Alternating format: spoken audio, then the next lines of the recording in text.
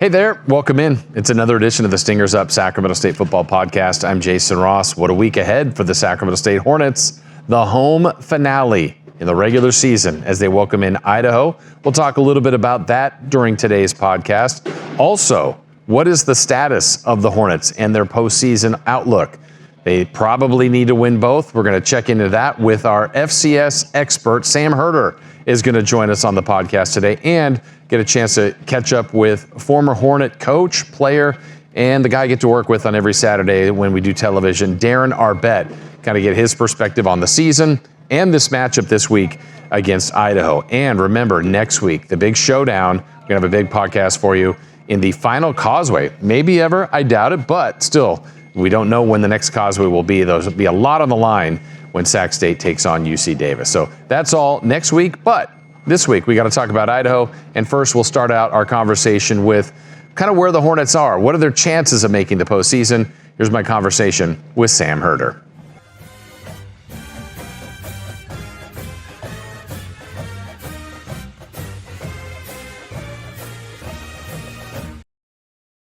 All right, we continue here on the Stingers Up podcast. We are now joined by Sam Herder, one of the best out there, as covering the FCS, the senior FCS analyst at Hero Sports. Joining us back here on the Stingers Up podcast. Sam, how are you? I'm good. Thank you for having me. I appreciate it. Well, thank you. It's I know you're busy all year long, but now we're getting down to the end, and a lot of people are consuming as much content. Does our team have a chance? Can we do it if this happens? Just kind of as a general thought, the Big Sky has had 3 to 5 teams over the years, and I know the last 2 weeks will be important in all of that, but if you're just kind of looking at it as a whole, the way the conference has been this year, do you have a rough idea of how many Big Sky teams might make it? Yeah, I think most likely it'll be 3 or 4 teams. Right now, there still are 5 teams with their hopes still alive. You can you pretty much pencil in Montana and Montana State already because both are Montana's at 10 wins, 9 D1 wins. Montana State's at 8 wins. And so those teams are all probably in. But then you look at UC Davis, Sacramento State, and Northern Arizona. UC Davis with 7 wins, Sac State, Northern Arizona with 6 wins. If you get to 8 wins, you're probably feeling pretty good. If you get to 7 wins in a 12-game season, 7 D1 wins, that is, you have a chance at getting in, but your resume is going to be put up against a lot of other 7-win teams and 8-win teams. And so I think right now there are 5 teams with hope still alive. I mean, there are scenarios where all 5 of these teams could get in. That would involve Sac State probably winning out, and Northern Arizona would have to win out. In that scenario, UC Davis at 7 wins could potentially be the odd man out, the odd team out in that scenario. But there's a lot of different ways this can go, just depending on results. Yeah, and we're going to get into kind of each team, but I was thinking, with one other at-large bid, automatic qualifier this year with the Ivy League, that leaves, 13? I think at-larges. So the Big Sky, the Missouri Valley, like the power conferences that have done well, and I know there's other conferences out there. It just feels like that's getting a little bit tighter for everybody. Yeah, it is. And with the Ivy League now accepting their auto bid, that's one less at-large bid to go around. And, so that's, it makes it a bit more competitive as well. But we kind of see some ebbs and flows as well. I think like the Valley last year, I think only got 4 teams in. This year, it looks like the Valley could get 6 teams in. You look at a conference like the OVC Big South. Last year, they had 3 teams that got in. This year, probably only 1 team. The CAA, usually like a 4-bid league, they might only get 3 bids this year. And so it kind of ebbs and flows as far as, one conference isn't having quite as good of a season, and that allows, the 3rd place Southland team, or for example, to get in. And, the Big Sky too. They're usually a 5-bid league. There are scenarios where maybe it's only a 3-bid league. This year, just kind of depending on what happens with these results and also what happens elsewhere. Would you rank the Big Sky number 2 amongst conferences, or where would you put them? I think number 2. In previous years, there was a pretty good argument for the Big Sky or the Valley at number 1. I think this year kind of seems like the Valley has a hold of that number 1 spot, just with their overall depth of teams. Now, you could probably argue that this year, the Big Sky probably has more contenders between Montana State. Meanwhile, in the Valley, they kind of just have NDSU and then a lot of other good a lot of other good teams, but not many other great teams. Whereas in past years, they had NDSU and South Dakota State. So, but right now, I think overall depth-wise, we would probably put the Valley number 1, Big Sky number 2. Who's number 3? I think maybe you can make the argument for the UAC as being that number 3 conference in the FCS. All right, let's go team by team here on the Big Sky, the 5 candidates that we've mentioned. Montana, I agree. I don't, there's probably not a worst case scenario for them being out, but at 10-0, worst thing that happens, they get a stunner by Portland State and they lose the rivalry game, but 10-2, they're still a team. But what's best case scenario for the Grizz and maybe worst case scenario? Yeah, best case scenario is winning out and getting the number 2 seed. It seems NDSU right now is 10-0. They have 6 ranked wins. They have 2 unranked opponents coming in, so you can pretty much pencil NDSU in as the number 1 seed, even if they somehow lost to St. Thomas next week. Like NDSU's resume overall would still probably be good enough for a number 1 seed. So everyone's kind of battling for that number 2 spots, which comes with home field advantage. The best case scenario for the Grizz, you go 2-0 down the stretch, you have a really good resume, you finish 12-0, you get the number 2 seed. Worst case scenario, Portland State usually puts a lot into this matchup when it comes to Montana, so they get a massive upset here. The Grizz lose at home to Montana State. That'd be the first time the away team would win since, I think, 2018 in this matchup. And so worst case scenario, the Grizz go 0-2 down the stretch here. They finish 10-2 overall. That would only be 9 D1 wins. They're probably still a top 8 seed in that scenario. Maybe not for sure. But worst case scenario, they get the number 8 seed. Then they get fed into NDSU in the quarterfinals, and all of a sudden their national title hopes kind of get dashed in the quarterfinals there. That would be absolute worst case scenario, in my opinion. Yeah, but that best, if they're 2 and everything up to the championship has to go through Missoula, will be tough. All right, now Montana State can change that. They're obviously a great team as well. They're in good position, have a good showdown on Saturday night, national TV against UC Davis. 6-0 in league, 8-2 overall. They end with Davis and Montana. Let's give us a best and worst for the Bobcats. Yeah, this one is interesting because Montana State can be as high as the number 2 seed, or they can fall all the way to out of the top 16 seeds and would have to play a road game in the first round, depending on how these games go. The playoff committee has been high on the Cats all year. There are 2 in-season rankings. They have had the Cats number 2, 1 spot ahead of Montana, ahead of the Montana Grizzlies. Win out and you're the obvious number 2 seed right there with home field advantage. If you split these next 2 games, let's just say win this weekend, and then you lose, at Montana, a 9-3 team, 9-2 versus the FCS. You can make an argument that is still the number 3 seed, just because they would have more ranked wins and much tougher strength of schedule than a Lehigh or a Tarleton State. So you could still argue that maybe Montana State just slips 1 spot if they do suffer 1 more loss, or they could drop a couple more spots. Then worst case scenario is they lose both of these games, right? 2 top 10 opponents coming. Maybe they have a trap game against UC Davis here, then they lose on the road. They fall to 8-4 overall. I still think they're in the playoffs at that point, but I don't necessarily think they would get a top 16 seed just with 4 losses, 1 ranked win over Northern Arizona. I don't know if that's necessarily good enough for a top 16 seed, so they'd probably have to go on the road in that scenario in the first round. Yeah, pretty wild spectrum of where they could, do best and worst. All right, let's next go to UC Davis. And the mystery with Davis, too, Sam, is that first game. I think everybody watched it. It technically didn't count with Mercer, and you could make the argument they were ahead. Mercer was driving with the ball. I have no idea how that game ends, but I guess we have to wipe it from our memory. So that puts them at 7-2 and 5-1 in league, and they end, as we said, with Montana State on the road, and then hosting Sacramento State. 5-1 in Big Sky. What's the Aggies' best and worst? Yeah, that week 0 game was interesting because even while the game was still happening, even while Mercer was mounting the comeback, in my gut, I was kind of saying, well, UC Davis, they're going to find a way, to win this game. But then when the game gets canceled or, considered a no contest, the next day you go, well, all the momentum was on Mercer's side, and they think they could have won that game, and maybe they would have. And, it's a big cancellation for both teams because that's 1 less D1 win for, whichever side would have won that game. And Mercer is in the conversation for a top 8 seed. And so it is unfortunate we didn't get to finish that game just because that would have been a big win on either side's playoff resume. For UC Davis, they're in an interesting spot because they only have, or not only, but they're at 7 wins right now, 7 D1 wins. They have 2 tough games to come here. And if they're going to be underdogs going to Montana State. And if Davis loses that game, all of a sudden the pressure mounts to beat their rival in Sac State. And if you lose that game, all of a sudden you're 7-4. You have one good win, one ranked win over Northern Arizona. Is that good enough to get you into the playoffs? Possibly, because the playoff committee has been pretty high on UC Davis. They've had Davis in their top 10.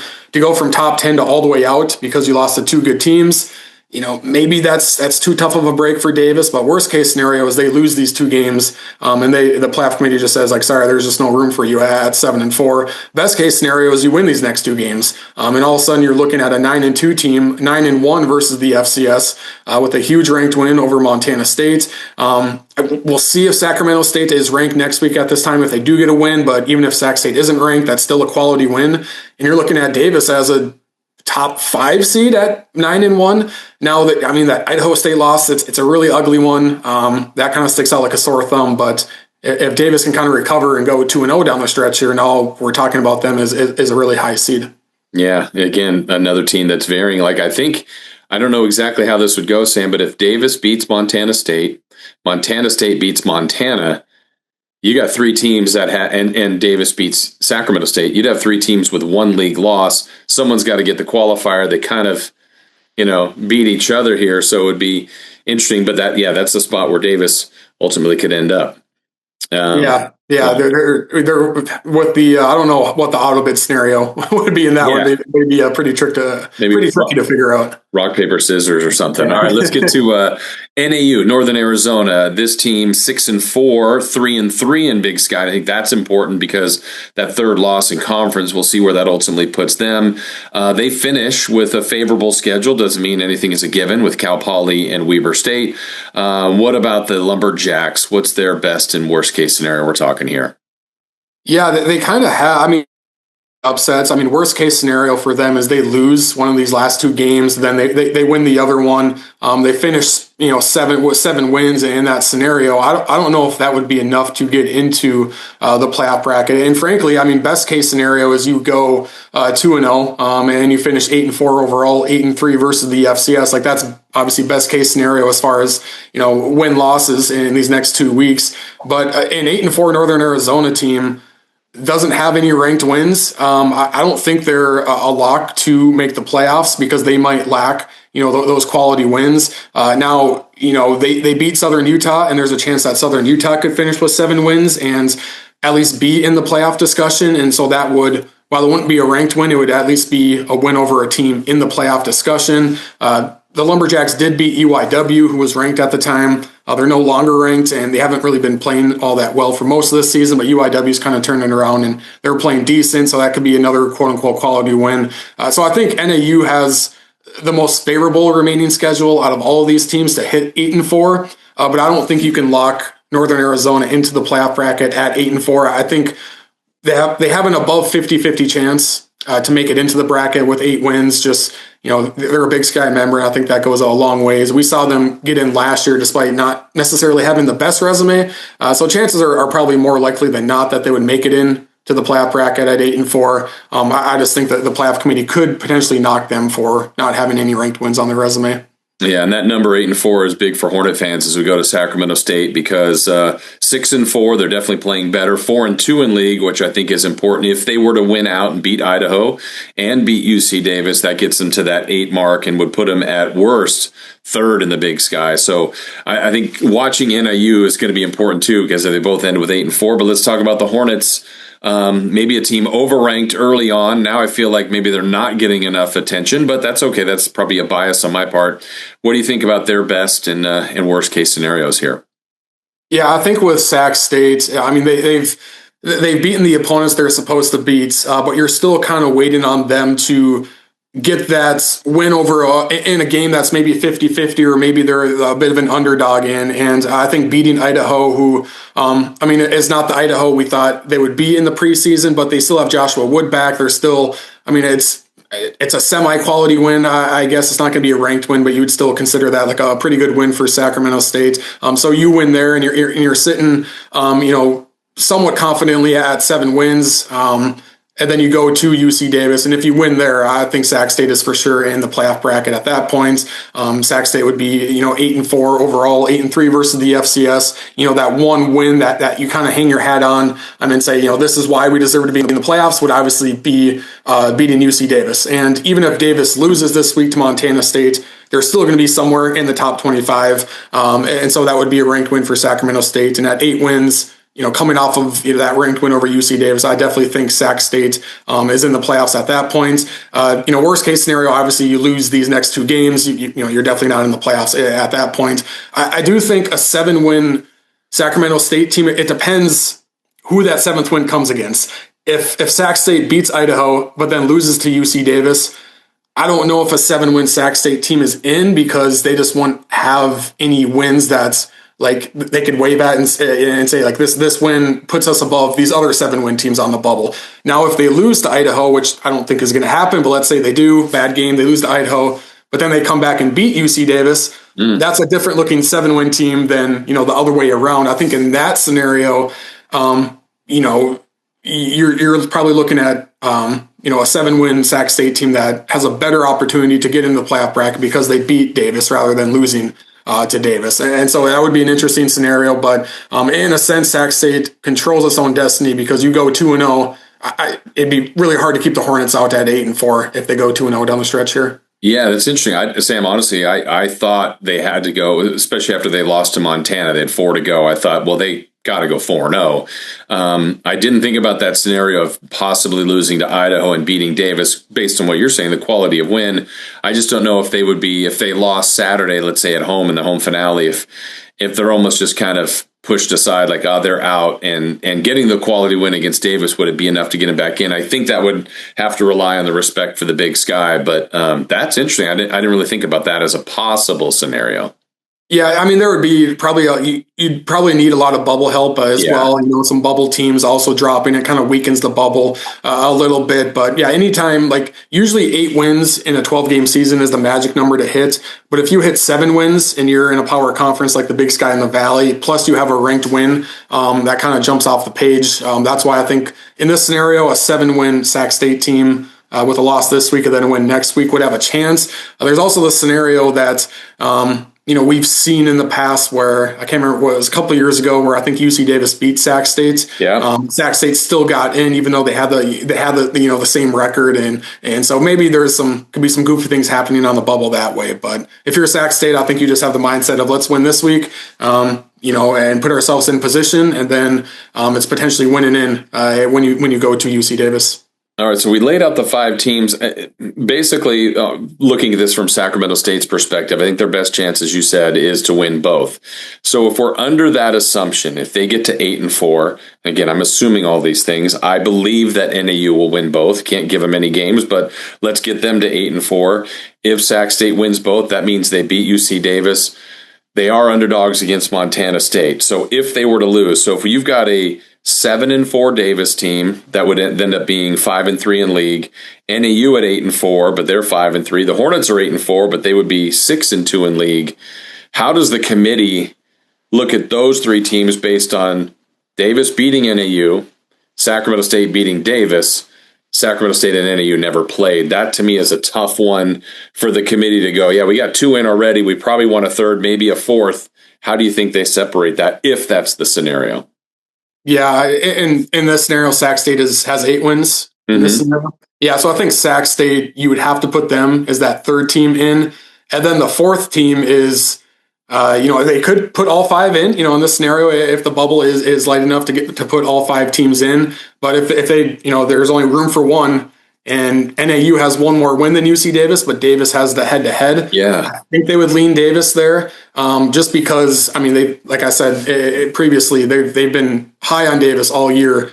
Even in the ranking last week, they still had Davis, I think, number 10, and that was after Davis lost to Idaho State, and so they were still pretty high on Davis at that point. So I think in this scenario, if they went with 4 Montana schools, Sac State, then I think they would lean Davis before they put Northern Arizona in. Yeah. Well, again, the games will play out. Well, it'll decide itself, that's for sure, as we try to speculate on that. I'd ask for more speculation on your part because I know you're always following all the programs.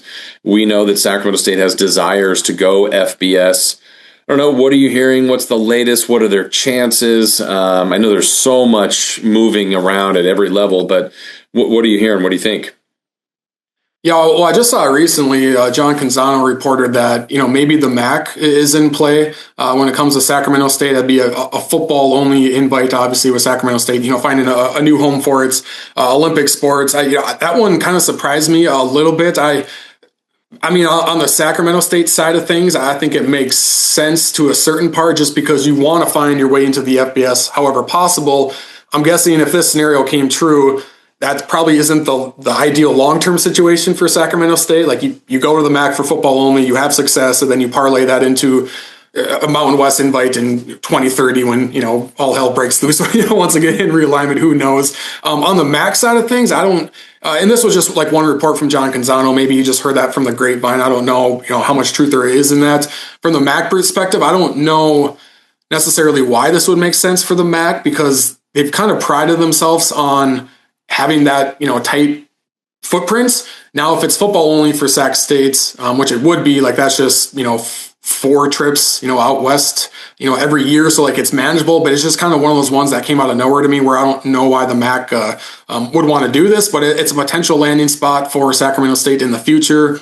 Whether it's next year or 27, I don't know. It just seems like the Mountain West isn't going to happen for the time being. The Pac-12 kind of has that mindset of like, oh, we're not going to add any FCS teams. We're the Pac-12. Like, they're kind of looking down their nose at any FCS additions. And so I think if that could be a landing spot for Sac State for football, I think it makes sense for the time being. Whether it happens, I really don't know. It could just be a little bit of rumor mill out there. I think maybe the most likely scenario for 2026 is Sac State is still considered an FCS program, but they're playing kind of a mix of, a handful of FBS opponents, a handful of FCS opponents. How that all shakes out. Like technically Sac State could still play in the playoffs if they won enough games, but if they played 6 FBS opponents and they lost to 4 of them, like that, it's a tough spot to get yourself into the playoffs. So it'll be interesting to see how it unfolds. I've said a lot that, I think Sac State's push to go to the FBS makes sense. Like put yourself out there and go for it.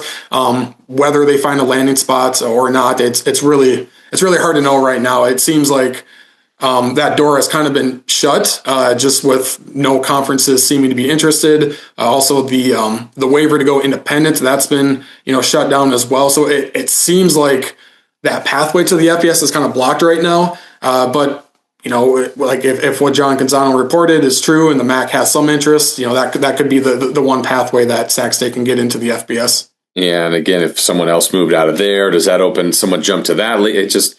Man, it's constant movement. It's wild, but this is the best time of year. I know you're following all these games, and everybody that follows FCS loves to follow you. You do amazing work. I love your insight, and I'm sure hoping a couple of wins for the Hornets. I'd love to see them in the postseason. But Sam, we appreciate you sharing your knowledge, and keep up the good work. Thank you. I appreciate it. Thank you for having me on.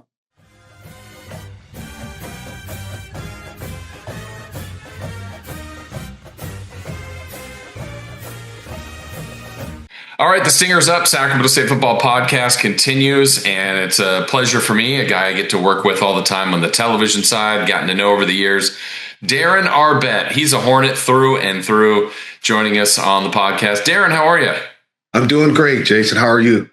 I'm well. I'm anxious for the game this weekend that I know we'll talk about, that we get the privilege of working, but I want to get people to know a little bit more about your journey. And because when I say Hornet through and through, you've been everywhere. Football's been your life, but there's something about Sacramento State that keeps bringing you back. What is it? What is it about the Hornets that you've either followed, coached, played for, stayed connected, working with the team now? Like, what is it about the school? I've done, I think, everything you can do at Sac State. I played there, I coached there. I'm doing TV now, and I just love Sac State. It's near and dear to my heart. Always going to be a Hornet. Love the Hornets, and I'm really excited about this game this weekend.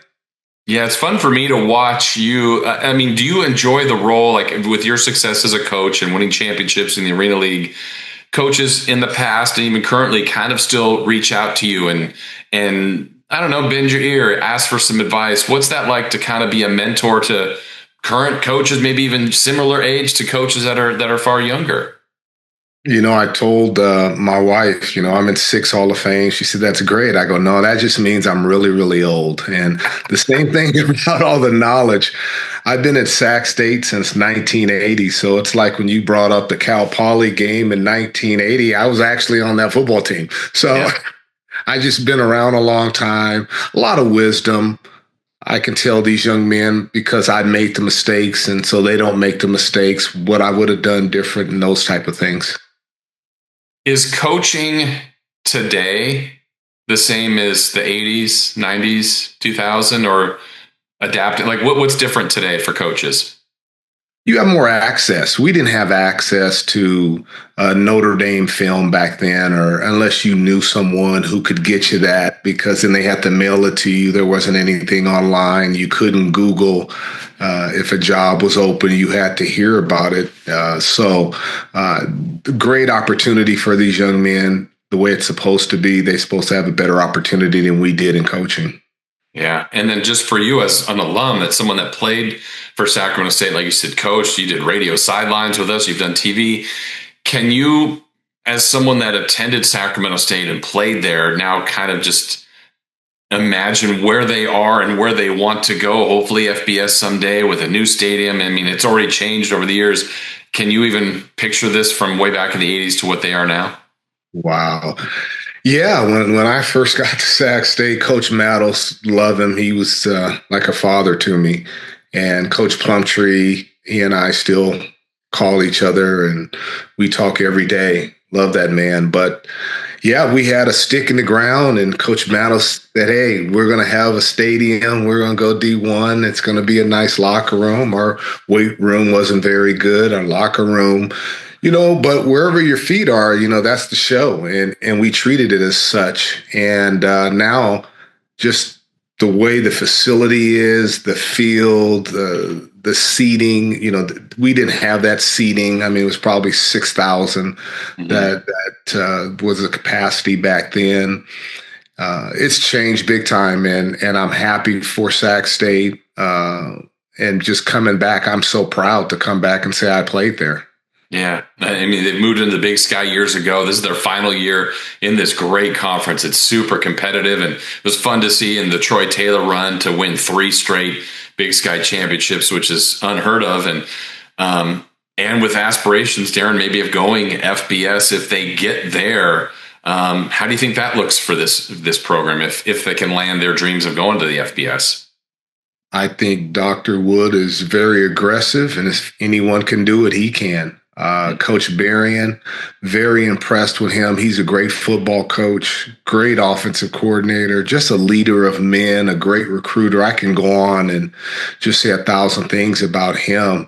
And being there firsthand, like you are, and just seeing it work, I think that was a great hire.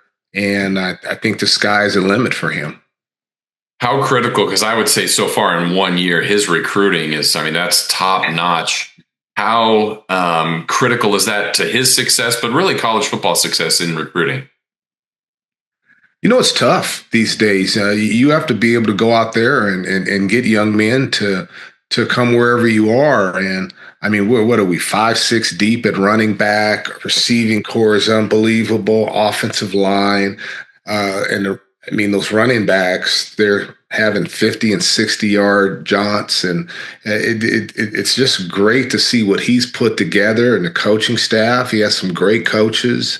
The defense, I want to say they lead the league in sacks and tackles for losses, TFLs, and all around. And he did this within months. He got it done.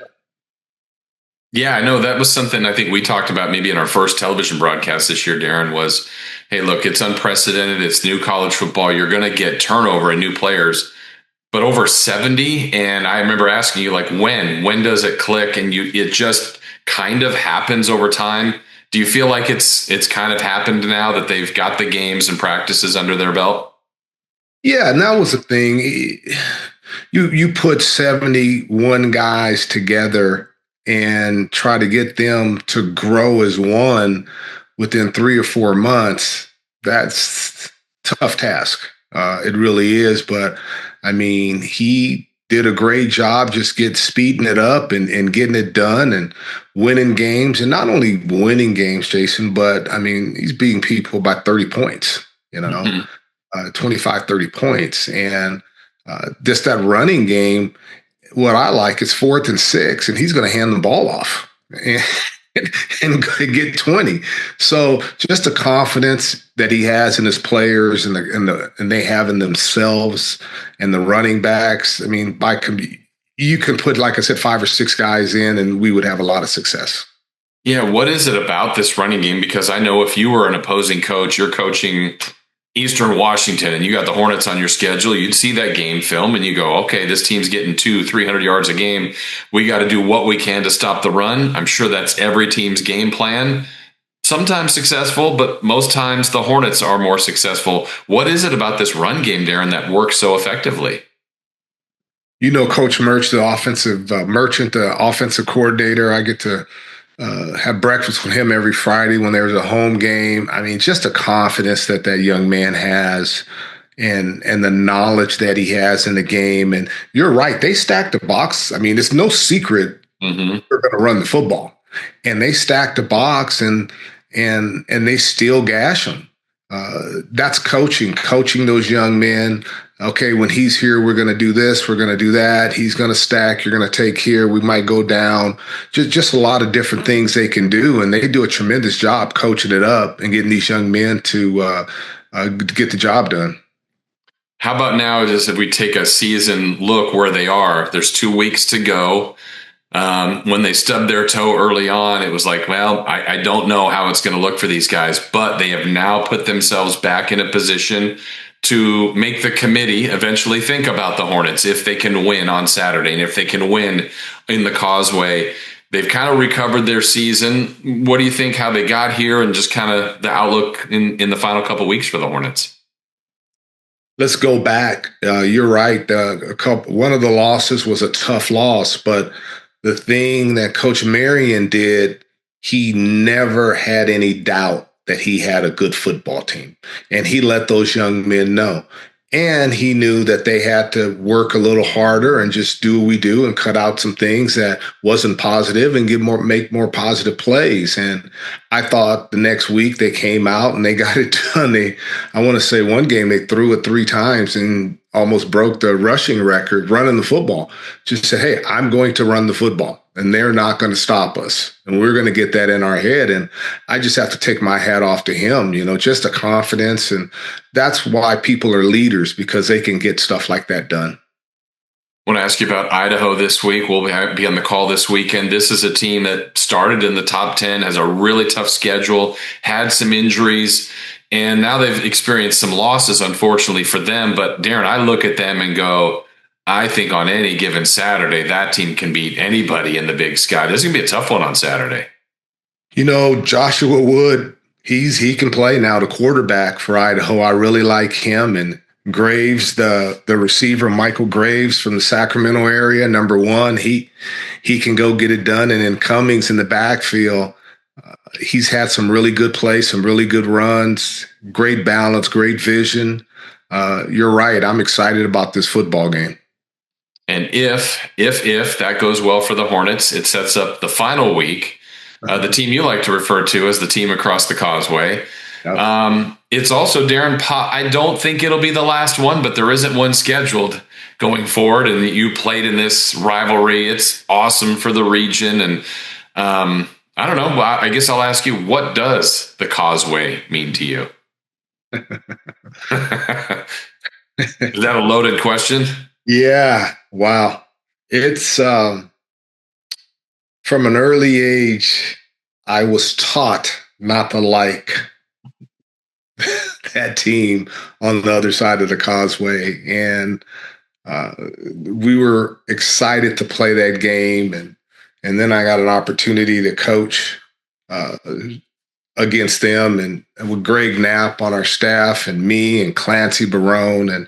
And we had success against that team. And Yeah, I won't say that team's name, but I'm a Hornet. I bleed green, and but it's going to be a good football game. They have a good football team. I thought that young quarterback has developed every week. He's gotten better. They have some receivers that I really like. They can get down the field. They get open. They catch the football. They're playing well, and they have to win some big games now. They have a big one this week now. Mm-hmm. What, Montana State, right? Yeah. So that's going to be a big one for them, and then they got to come back and face us. So, but I've seen them go against. I thought that Mercer game they played early on that didn't count. They were dominating that game early. Yeah. And Mercer start coming back, and then we know what happened, and that game was canceled, and it didn't count. But they're a good football team. Yeah, I love it for this area too. How both schools really the football's been elevated, and so Davis has been a playoff team. The Hornets have been a playoff team, and there's a chance, Darren, that there could be a lot on the line in that Saturday. I think you're right. And we were talking about it earlier this week. I think there's going to be a lot on the line. It's no other way I think Coach Marion would want it is to, everything on the line. And Davis is coach. I really like him. He's done a tremendous job since he took over there. And, but we got to get past this one first. See, yep. You media guys, I'm not a media guy. I just do it. Media guys.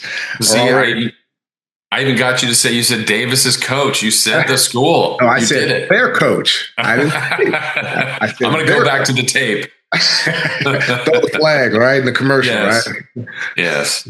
Well, Darren, I know it's absolutely been a pleasure for me to work with you, get to know you over the years. I know you're a true all the way through a Hornet. Let's also catch everybody up too. You're continuing to coach. Your team last year in the Arena League did great. You've got championships there. What's kind of your future after this season?